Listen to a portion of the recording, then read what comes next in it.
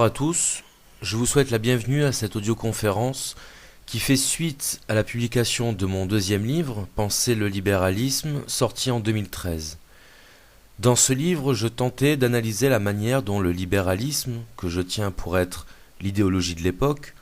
conditionnait, contaminait, pourrait-on dire,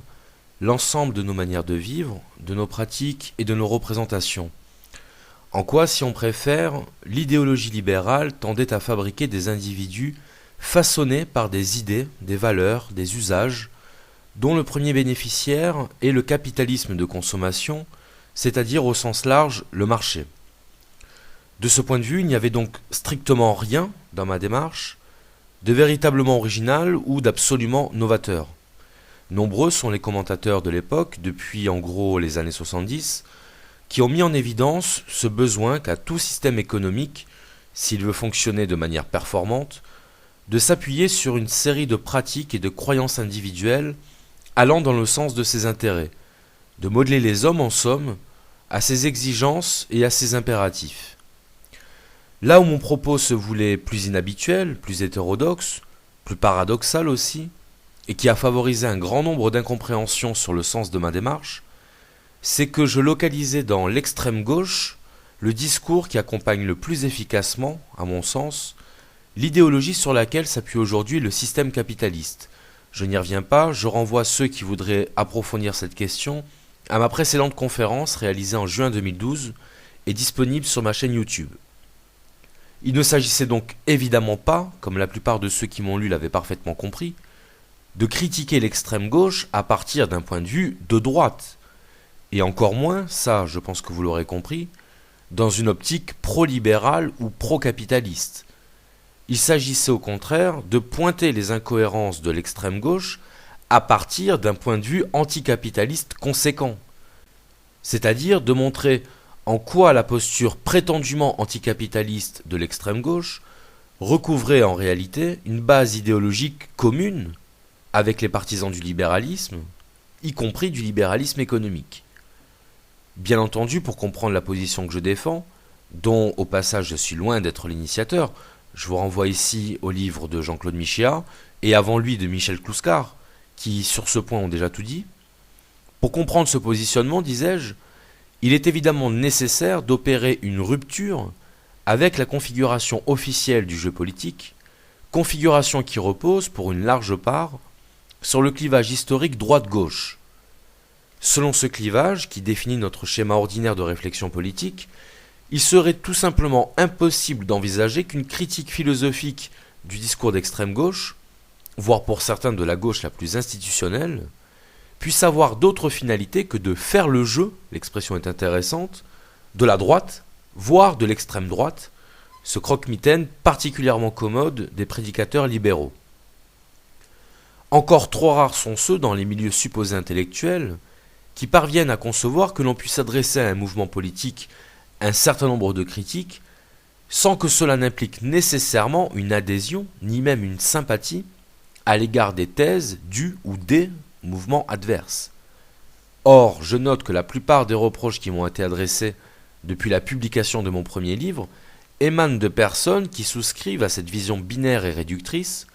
ce que je leur pardonne d'ailleurs volontiers, tant il est vrai que celle-ci fait l'objet d'une savante orchestration de la part des professionnels de la désinformation médiatique. J'en reviens à mon propos. La thèse que je défendais, et ce dès mon premier livre, Le libéralisme comme volonté comme représentation, publié en 2012, était de dire que l'extrême gauche fonctionne, auprès d'un certain électorat, essentiellement jeune, issu des classes moyennes et plutôt porté vers les secteurs de l'art et des sciences humaines, comme le plus puissant vecteur des valeurs et des codes du capitalisme. Une thèse déroutante, j'en conviens, dans la mesure où l'extrême gauche s'est toujours présentée, d'Alain Krivine à Philippe Poutou, en passant par l'inénarrable Olivier Besancenot, comme un parti radicalement anticapitaliste. Le NPA signifie le nouveau parti anticapitaliste. C'est sur ce paradoxe que j'ai souhaité attirer l'attention du public dans mon premier livre, et c'est de ce premier paradoxe que j'ai voulu partir pour introduire cette intervention dont le but sera de montrer que c'est justement sur une combinaison de paradoxes, et non des moindres, que repose à mon sens la force et la longévité de la domination capitaliste. Alors, lorsqu'on parle de domination, et notamment de domination politique, on a immédiatement tendance, en général, à se représenter un système régi par un ensemble de règles, d'obligations et d'interdits qui viendraient étouffer et comprimer la liberté des individus, dans le seul but de leur imposer, par la violence physique ou la contrainte psychologique, des mœurs et des modes de vie qui contrediraient directement leurs croyances personnelles ou leurs aspirations privées. De ce point de vue, la domination politique, économique ou idéologique s'exercerait selon des modalités qui seraient celles de la prohibition et de la répression. Répression des droits individuels, répression des particularismes et surtout répression des désirs. La domination obéirait ainsi partout au même schéma. La réduction des libertés, la limitation de l'expression, la restriction du plaisir sur des individus qu'on chercherait à amputer d'une partie de leur jouissance. Et je ne parle pas seulement de la jouissance du corps, mais de la jouissance en général, comme on parle par exemple de pouvoir jouir librement de ses biens et de ses droits. En fin de compte, le concept de domination, tel qu'il fonctionne dans l'imaginaire collectif, serait directement corrélé à l'idée de soumission à une autorité interdictrice et liberticide, c'est-à-dire dans les faits, à la soustraction de jouissance et à la confiscation de notre liberté. Cela étant précisé, il nous faut donc maintenant vérifier si ce concept de domination est approprié pour qualifier la situation dans laquelle nous nous trouvons actuellement, dans laquelle se trouvent tous les peuples et tous les individus soumis au règne du capitalisme marchand. Et là, on se heurte immédiatement à un problème. En effet, où que l'on aille, quoi que l'on fasse, chacun se rend bien compte que nous sommes en permanence environnés, accueillis ou sollicités par des messages publicitaires ou médiatiques qui nous incitent, pour ne pas dire nous exhortent, à une libération de nos désirs, à une affirmation de notre identité et de notre singularité, ou encore à une désobéissance aux règles et aux conventions imposées par la tradition, qu'il s'agisse des domaines de la morale, de l'art ou même de l'apparence physique. Conventions jugées oppressives et contraires à la libre expression par chacun de son individualité. Venez comme vous êtes, ça c'est pour la version McDonald's, parce que vous êtes unique, version mythique, briser les conventions, se faire plaisir, ça n'a pas de prix, en l'occurrence ça en a un, le prix de la marchandise vendue sous ce slogan. Bref, on se rend bien compte, et ces exemples sont là pour en attester, dès lors que l'on pose notre regard sur ce qui nous entoure quotidiennement, et pourvu que l'on n'ait pas l'observation sélective, ni un penchant persistant pour le déni, que ce qui fait l'essence de l'idéologie actuellement au pouvoir en Occident, l'idéologie libérale, fonctionne bien moins sur la répression des désirs et la prohibition des particularismes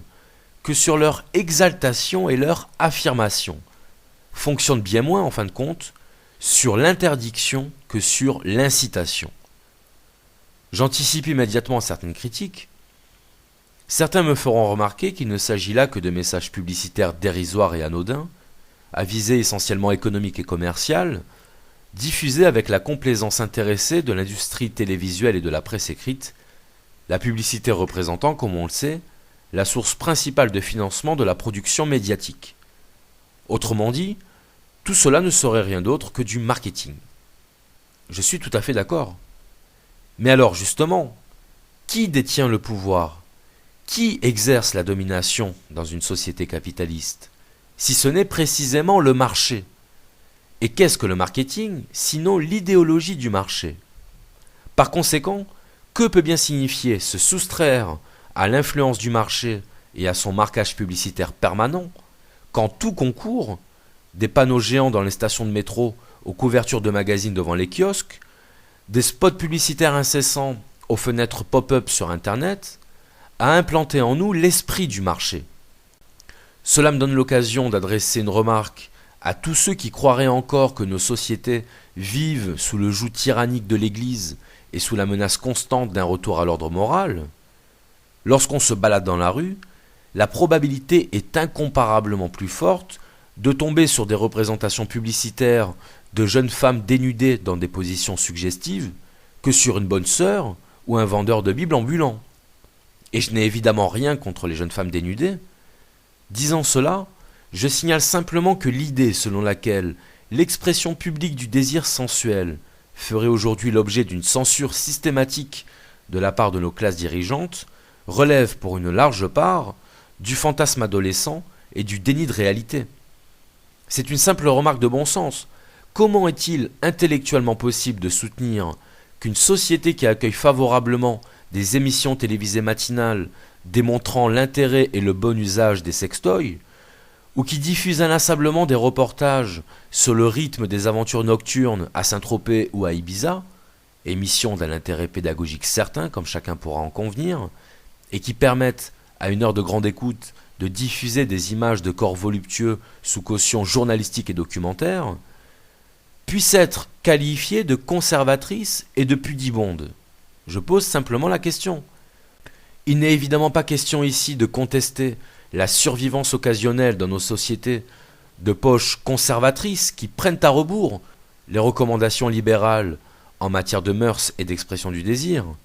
C'est d'ailleurs l'un des effets collatéraux du libéralisme que de favoriser l'émergence de ces territoires réactionnaires et antimodernistes pour lesquels la résistance au déferlement libéral passe obligatoirement par une surenchère traditionnaliste permettant, ce faisant, de maintenir le clivage entre tenants de la réaction et partisans du progrès, pour le plus grand bonheur de ces derniers. J'y reviendrai à la fin de cette intervention. Quoi qu'il en soit, on peut dire qu'avec le libéralisme, on assiste à une redéfinition intégrale du concept de domination tel qu'il est ordinairement conçu. En effet, celle-ci ne s'exerce désormais plus sous les auspices de la répression et de la soustraction de jouissance, elle s'exerce désormais sous les modes de la désinhibition et de l'incitation généralisée. Ce qui a permis au philosophe Michel Clouscar de parler à l'époque de société permissive pour qualifier la société capitaliste accomplie, permissive devant être entendue non seulement comme ce qui permet aux individus la satisfaction libre et instantanée de leurs désirs, mais encore comme ce qui incite et encourage ces derniers à défier la pression, supposée omniprésente, des mœurs héritées de l'Église et de la Troisième République,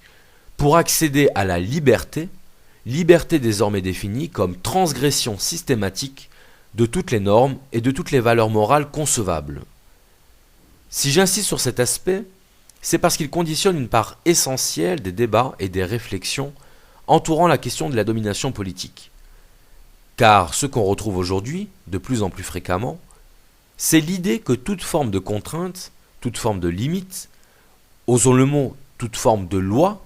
serait, par essence, contraire à la liberté du sujet et constituerait l'instrument privilégié de la domination et de la soumission des individus à l'autorité.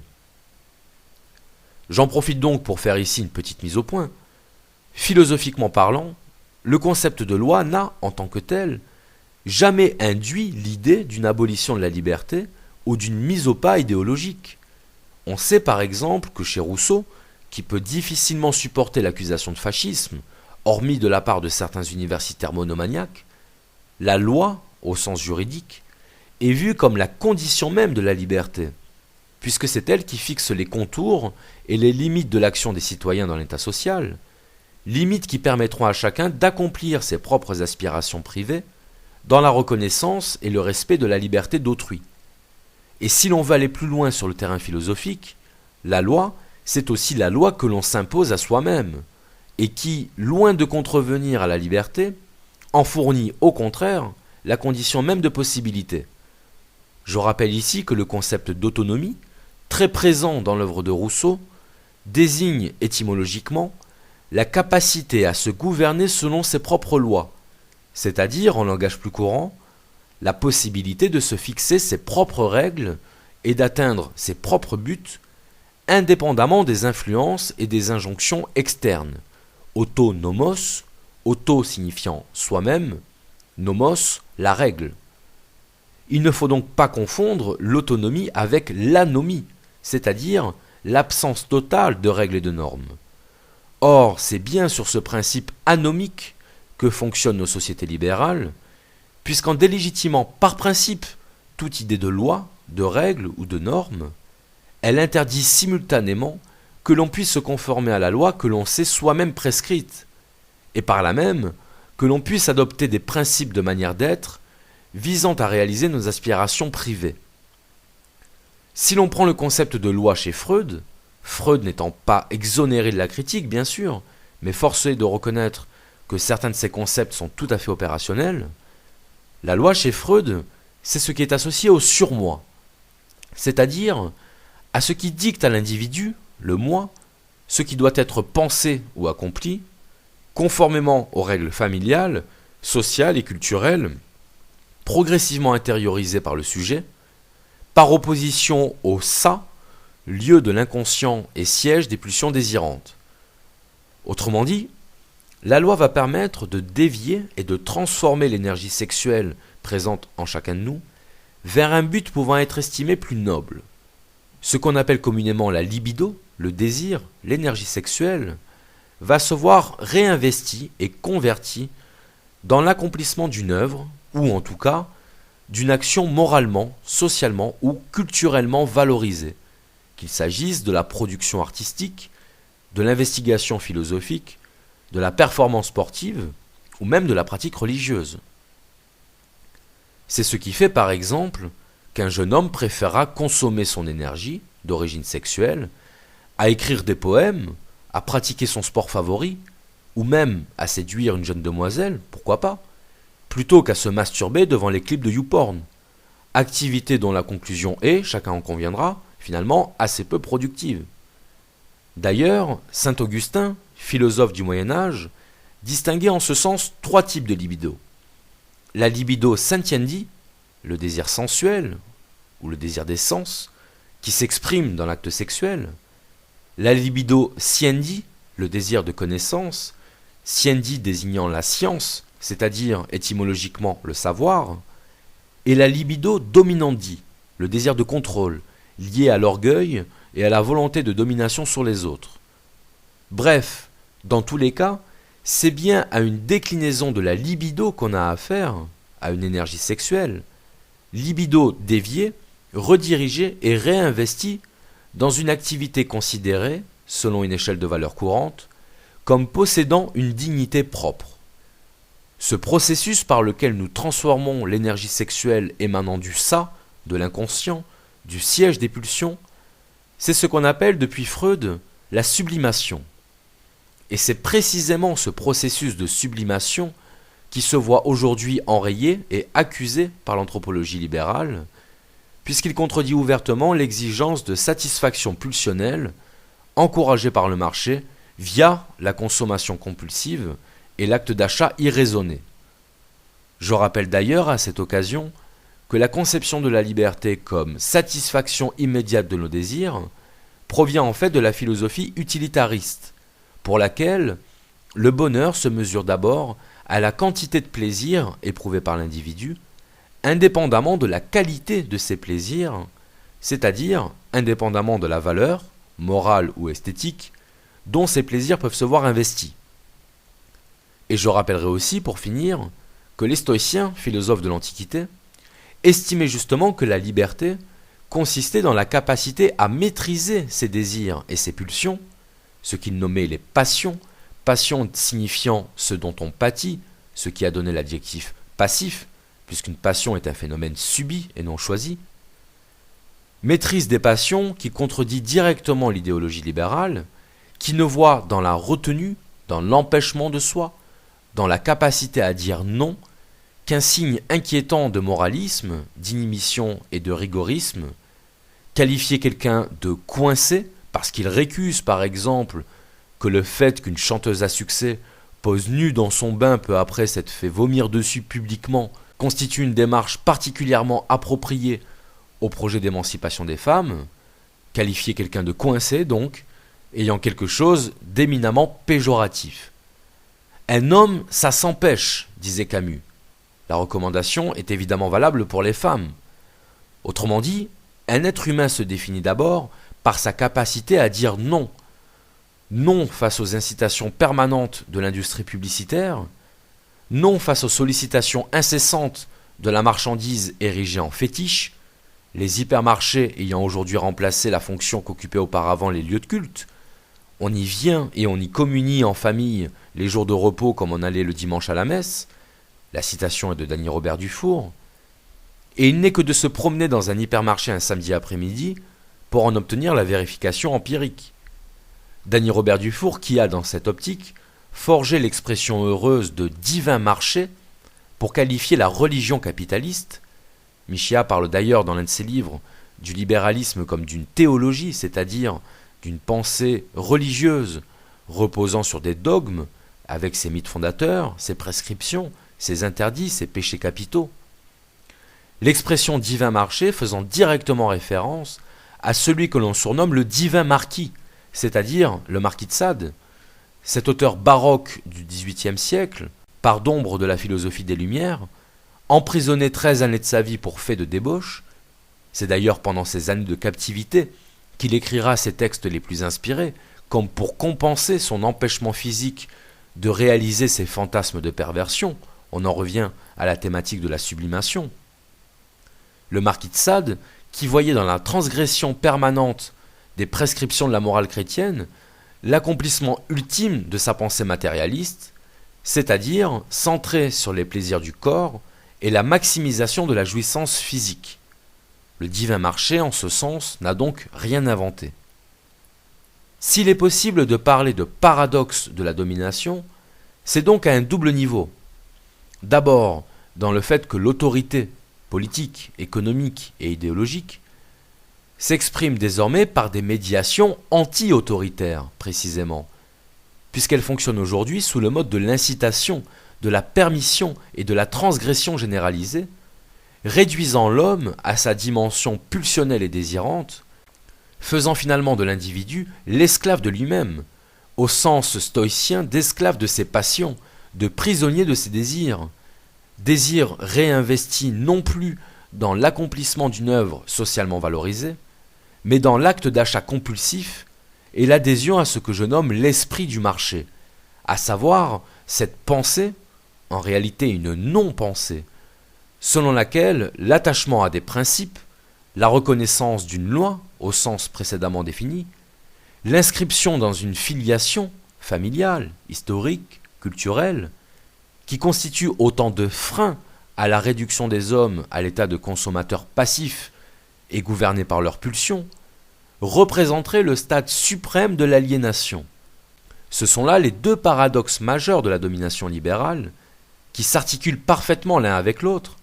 à savoir, premier paradoxe, que l'idée de loi ne contredit en rien la notion de liberté, et qu'elle en est même le corollaire logique et la condition de possibilité. Pas de liberté sans loi, disait Rousseau, pas de liberté sans une orientation de la liberté vers une destination préalablement fixée. La loi doit avoir un but, celui défini par le détenteur de cette liberté. Et, second paradoxe, l'idée que la libéralisation intégrale des mœurs, se traduisant par une désinhibition pulsionnelle, une incitation permanente à la jouissance du corps, non seulement n'équivaut pas à une accession du sujet à la liberté et à l'autonomie, mais même s'y oppose frontalement, puisqu'en faisant de l'individu le domestique de ses pulsions, le réceptacle passif de ses désirs, en réduisant l'homme à un carrefour de sensations, suivant la conception utilitariste, celui-ci se trouve ainsi potentiellement perméable à toutes les sollicitations marchandes, soumis au seul principe de plaisir, au seul commandement du ça, au seul impératif du désir. Je disais à l'instant que l'attachement à un certain nombre de règles, de lois, de prescriptions, non nécessairement d'essence religieuse bien entendu, mais seulement à des règles de bon sens ou de décence commune, pour reprendre les termes de Jean-Claude Michéa, l'idée simple selon laquelle tout ne se fait pas. Cet attachement à la morale ordinaire constituait, selon les codes libéraux, l'essence même de l'aliénation. L'aliénation, je le signale au passage, désigne le fait de devenir étranger à soi-même. En d'autres termes, c'est l'idée selon laquelle on agirait non pas en vertu d'un principe d'action librement consenti, mais à partir d'injonctions externes intériorisées, à partir de règles émanant d'une autorité extérieure et auxquelles on se soumettrait aveuglément sans aucun retour critique sur celles-ci. C'est intéressant de remarquer que les libéraux conçoivent toute marque de respect à l'égard d'un système normatif autre que celui de la libération pulsionnelle comme un signe inquiétant d'aliénation mentale, alors même que l'anthropologie libérale repose précisément sur l'abandon par chacun de ses références morales ou philosophiques individuelles,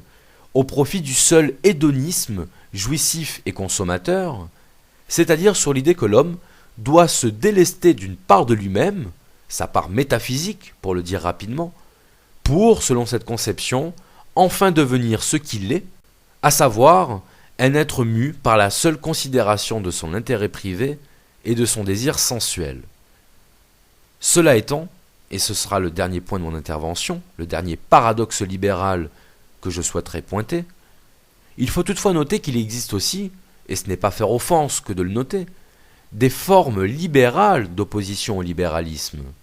Autrement dit, des manières de contester l'idéologie libérale qui empruntent elles-mêmes des modalités largement inspirées des codes du libéralisme. Le récent phénomène de conversion religieuse, et notamment de conversion à l'islam dans nos sociétés, est de ce point de vue parfaitement emblématique. Au fond, ce qui se produit, c'est une réaction de rejet, de séparation, de divorce idéologique de jeunes populations à l'égard d'un ordre libéral jugé laxiste et permissif, en contradiction avec la plupart des prescriptions de la décence commune et de la morale ordinaire. Le repli dans la sphère religieuse, et particulièrement dans l'islam, perçu comme un système de valeurs d'autant plus stable et rassurant qu'il est communautairement renforcé par l'hostilité médiatique, l'islam en ce sens représente tout autant une affiliation spirituelle qu'une appartenance identitaire, ce qui n'est pas à négliger en ces temps libéraux de diabolisation de l'identité, puisque l'identité, ce sont d'abord les racines, familiales, historiques ou culturelles, qui nous rappellent que d'autres nous ont précédés, et qui nous inscrivent, ce faisant, dans une filiation que nous n'avons pas choisie et que nous devons assumer, ce qui est impossible à supporter pour les libéraux, pour lesquels toute contrainte, y compris familiale ou identitaire, représente a priori une entrave à la liberté du sujet. Je ferme la parenthèse. Le repli dans l'islam, donc, c'est aussi le signe d'un refus, souvent non perçu comme tel, d'un ordre idéologique fondé sur la seule satisfaction pulsionnelle et l'élévation du désir individuel en seul critère de valeur morale concevable. Toutefois, il n'est pas garanti qu'un tel phénomène, à première vue encourageant, puisque, paradoxalement, il traduit une insoumission à l'égard des injonctions culturelles du libéralisme, le mot islam signifiant pourtant littéralement soumission, comme quoi rien n'échappe aux lois de la dialectique. Il n'est pas garanti, disais-je, qu'un tel phénomène n'échappe lui-même au processus de libéralisation qui affecte nos sociétés dans leur ensemble. Il n'est que de voir, par exemple, le souci revendicatif accordé aux signes extérieurs de religiosité qui, chez certains jeunes gens fraîchement convertis,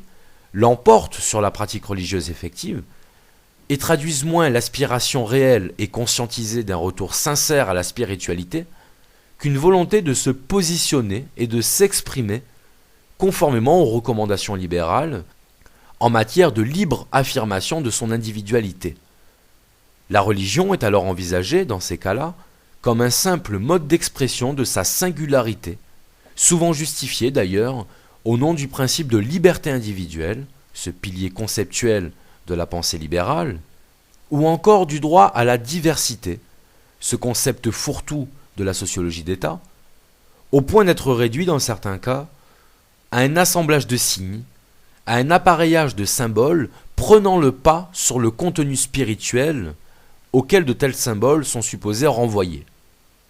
Entendons-nous bien, il ne s'agit évidemment pas de juger sur quelque plan que ce soit les personnes qui sont amenées, pour une raison ou pour une autre, à trouver leur épanouissement personnel dans l'embrassement d'une religion, pour laquelle d'ailleurs ils pouvaient n'avoir jusqu'alors qu'une connaissance et un intérêt assez vagues et lointains, et même s'il est également vrai de dire qu'on retrouve certaines constantes sociologiques dans le parcours biographique de telles personnes. Il s'agit simplement de dire que si l'adoption subite d'un système de valeurs culturellement déterminé comme l'islam procède majoritairement d'un refus, plus souvent psychologique que philosophique ou politique, de l'idéologie et des mœurs libérales, cela ne veut pas dire pour autant que de tels adeptes ne soient, malgré eux, habités par l'esprit du marché, les plaçant vis-à-vis de la religion dans un rapport de consommateur à marchandise, marchandise spirituelle en l'occurrence, avec, là encore, son kit d'accessoires, de marques et de slogans. Remarquons au passage que le libéralisme apparaît sous ce point de vue comme le seul courant philosophique qui, de par sa nature même, l'expression libre de son individualité et l'affirmation libre de son identité, autorise simultanément, il est vrai en théorie seulement, que la liberté des individus emprunte indifféremment les voies du modernisme et du progressisme que celles du traditionnalisme et du conservatisme. Autrement dit, aussi bien par le port du voile que par le port du string. Le port du voile pouvant lui-même, à l'occasion, répondre à la même préoccupation individualiste et narcissique, centrée sur l'affirmation libérale de soi, que le port du string, ce signifiant vestimentaire supposé de la féminité, conçu et commercialisé, bien entendu, par des hommes. Mais le libéralisme n'en est pas, vous l'aurez compris, à un paradoxe près.